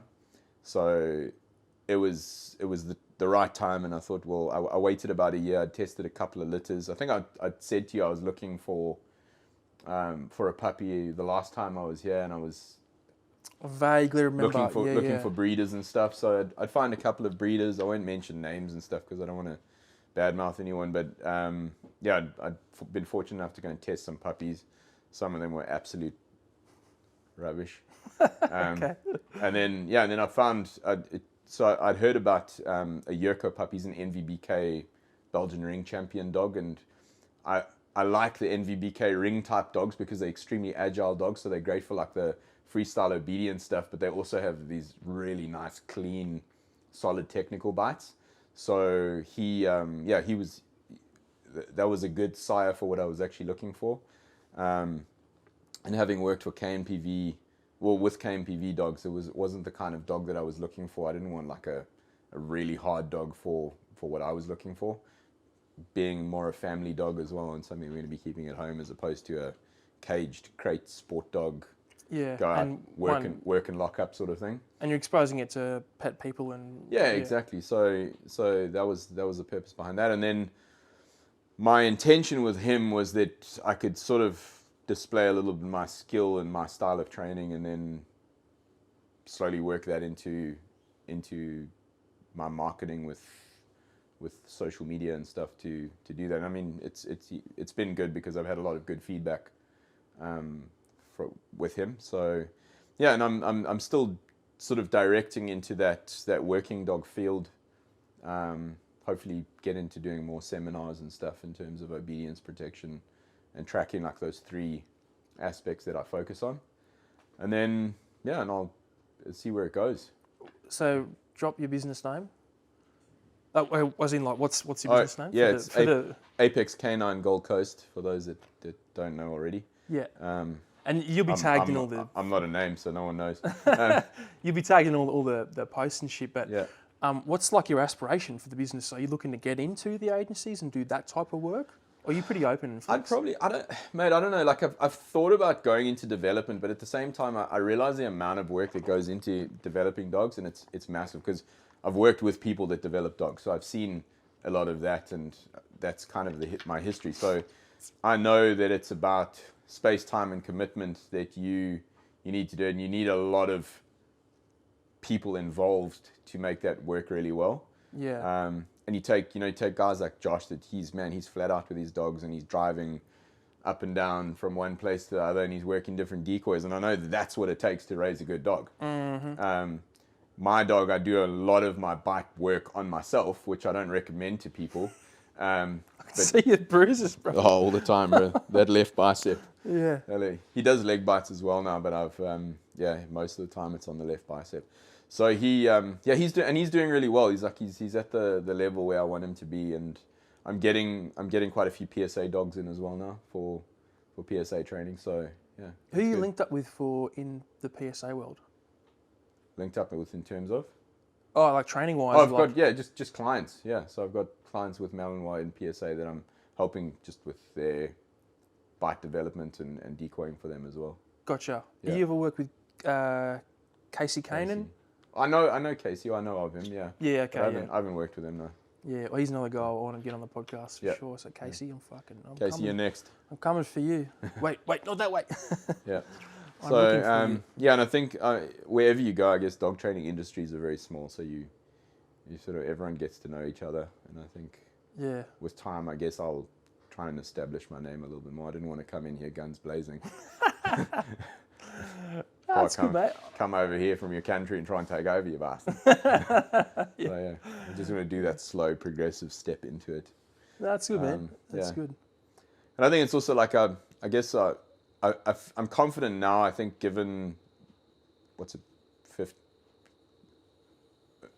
if I add it all up, it's probably about 17 to 18 years now of experience that I would cancel out those sort of first 8 years. Those were a little bit of a hit and miss with training, but these last 10 years have been really good with my learning and what I've adapted in training, and been fortunate. I mean, I think that's the thing as well, is the internet has just exploded in terms of dog training over the last like 10 to 15, 12 years, I'd say, somewhere around there.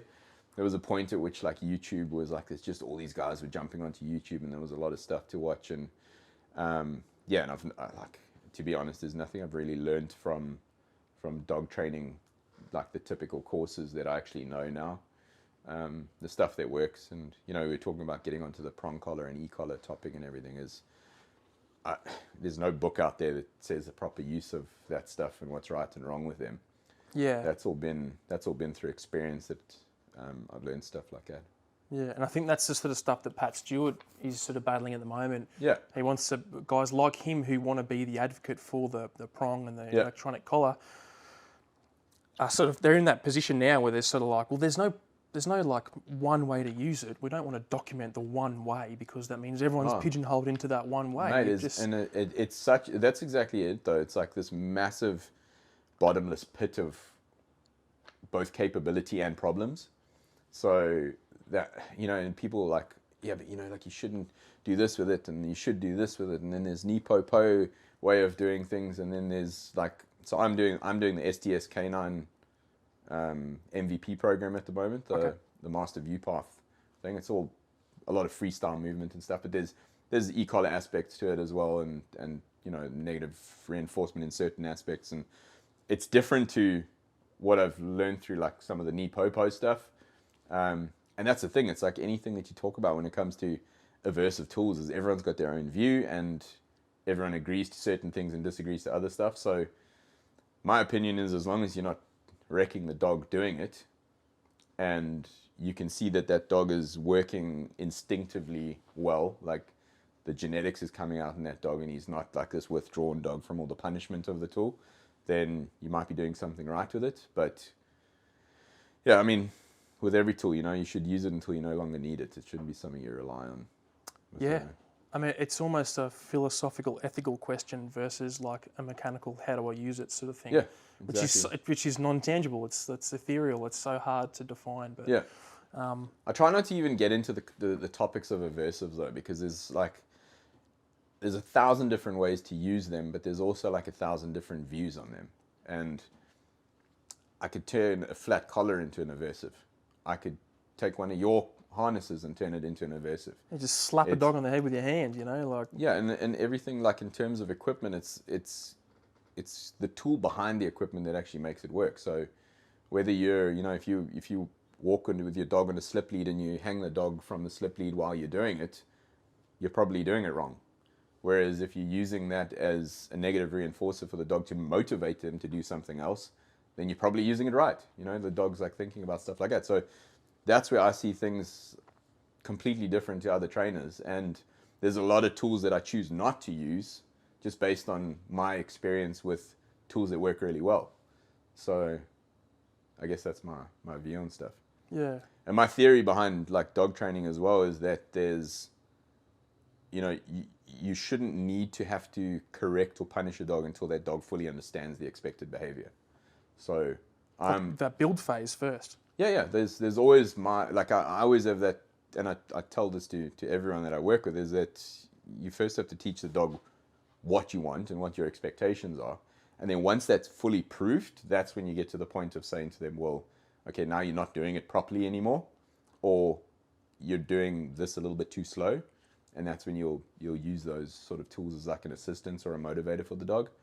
Yeah, and I think I've had the feedback from people to say that like they like my style of training because the dogs look like energetic and they pump to want to do it. You know, like there's not that conflicted, withdrawn looking dog. So dude, the stuff I've seen on your socials, like I'm pretty sure it's Glock, unless it's somebody else's dog. But like doing the healing and stuff, and that just he's like loving it, man. Good body language, and it's a good looking. It looks great on the socials. You know what I mean? Like, and it's a good optic. And I kind of feel like that's kind of your business card. You know, if my dog's healing and I can do a precision heal and he's happy doing it, then that's a good reflection, I think, of your style. Whereas if you're doing that wrapped, crab forged, typical, I call it the easy heel. You know, your dog just looks up at you in a focus and there's nothing else.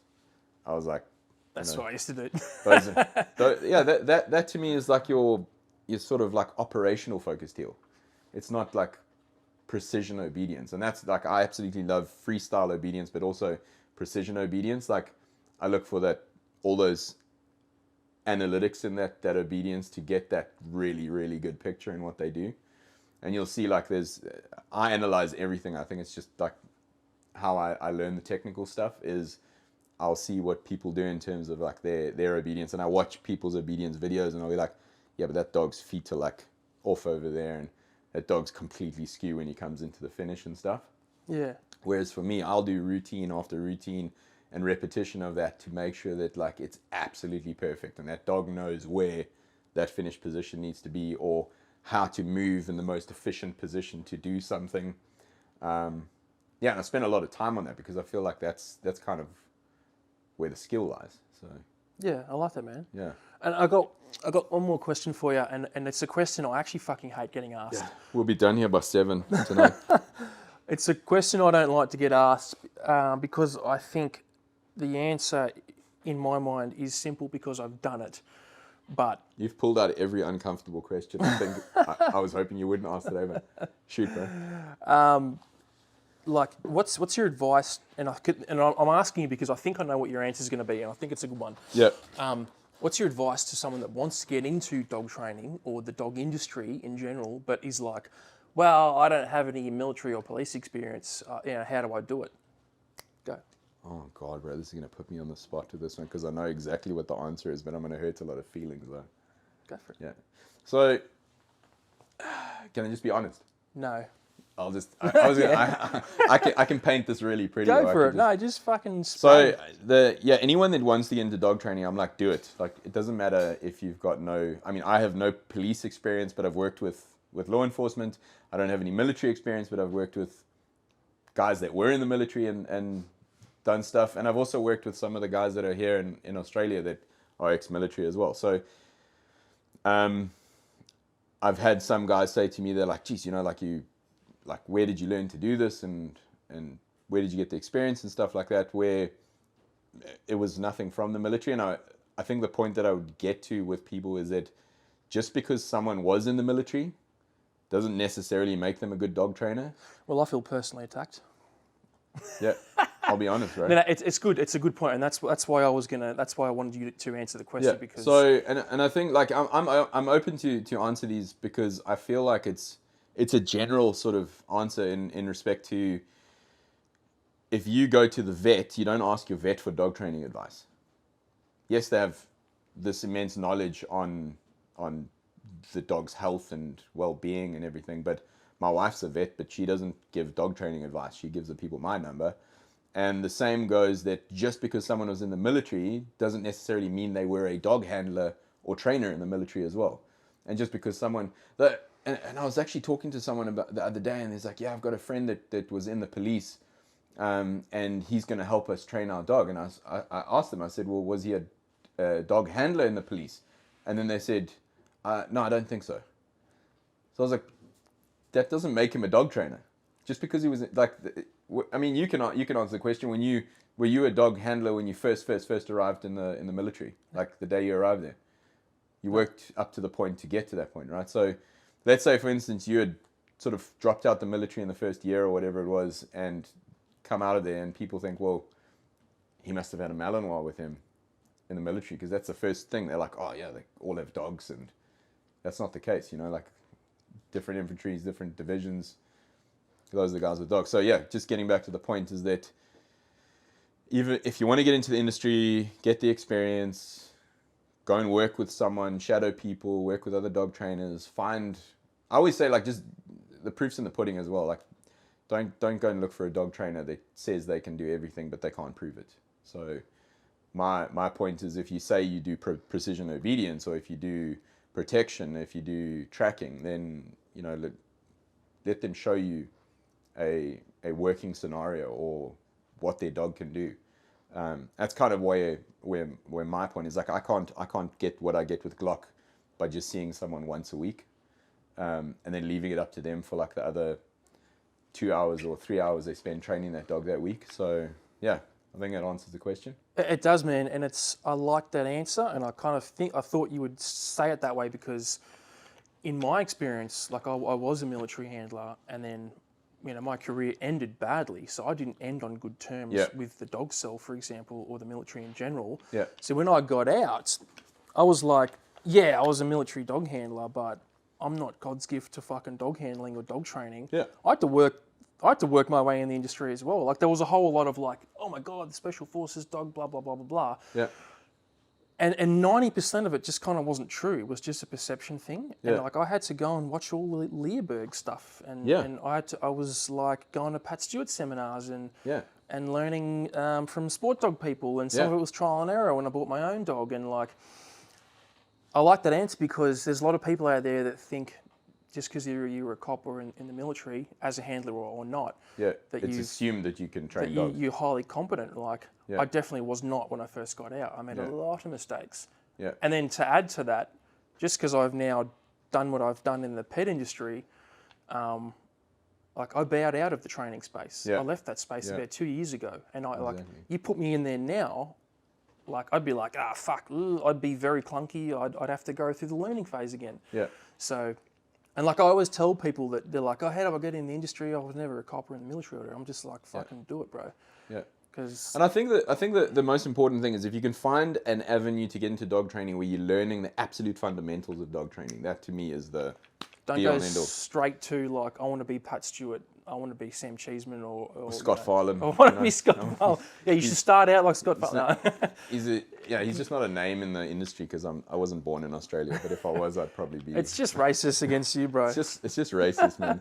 Yeah, but anyway, like the thing is, as I said, I feel like I've come quite I'm on the right trajectory in terms of knowledge and stuff. Like I feel like I'm at a high level with a lot of the trainers, and I'm comfortable with stuff. So yeah, all I give advice to people is even if you're not looking at becoming a dog trainer, is just if you learn the absolute fundamentals in terms of like a dog's way of learning and a good understanding of operant conditioning and classical conditioning, like all those apply to pets, to working dogs, in almost every discipline as well. It's a matter of understanding the concept of what you want as an outcome and the process to get you there. And if you can do that, you can teach a dog to track, you can teach a dog obedience, you can teach a dog bite work, whatever it is. I mean, and that's like my theory behind everything is, it's a matter of understanding the pattern of what I want for the dog, setting the dog up for success, and then rewarding the result. Yeah.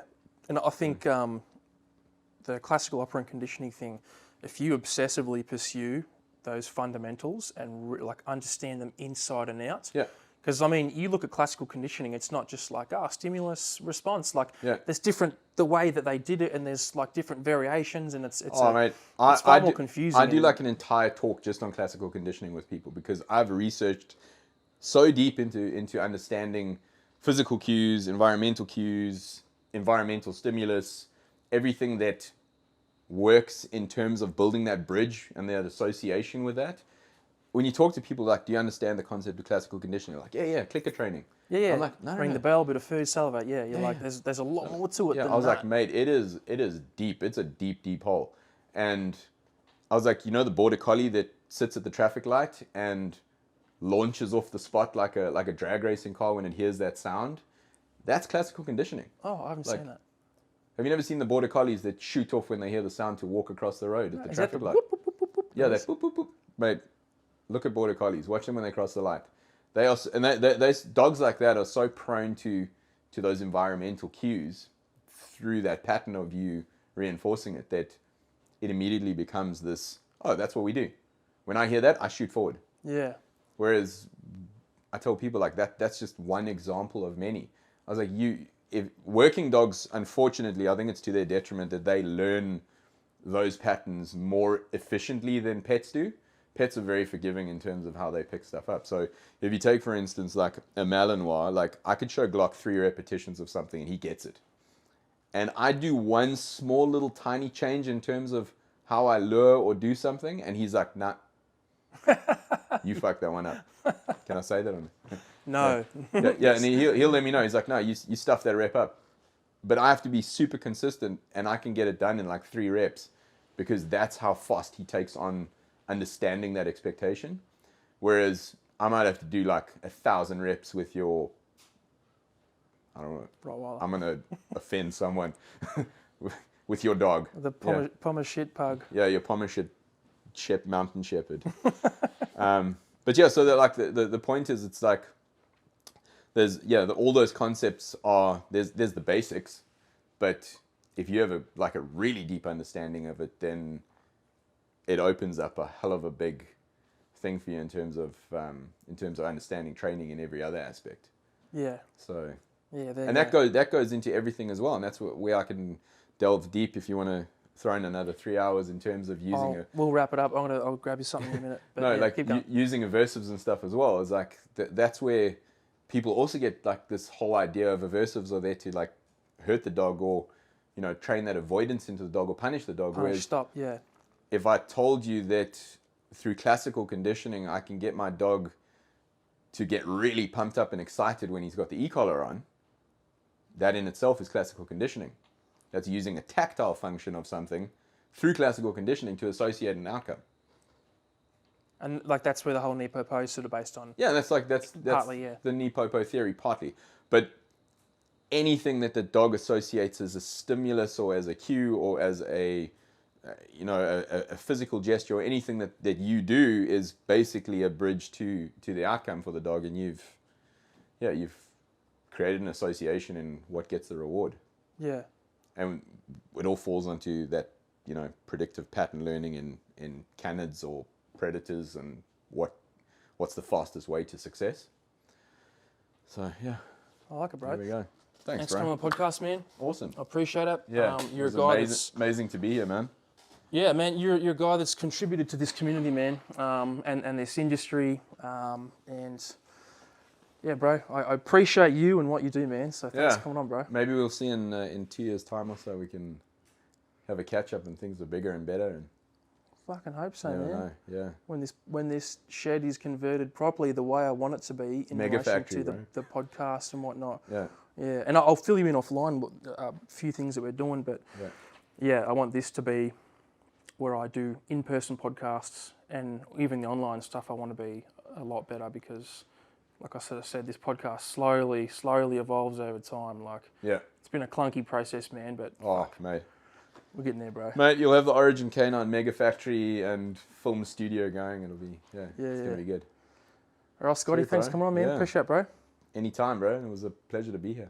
We hope you enjoyed that episode of the Origin Canine podcast. Tune in next week for another episode. In the meantime, go to origincanine.com, check out our safe, innovative and built-for-purpose canine equipment.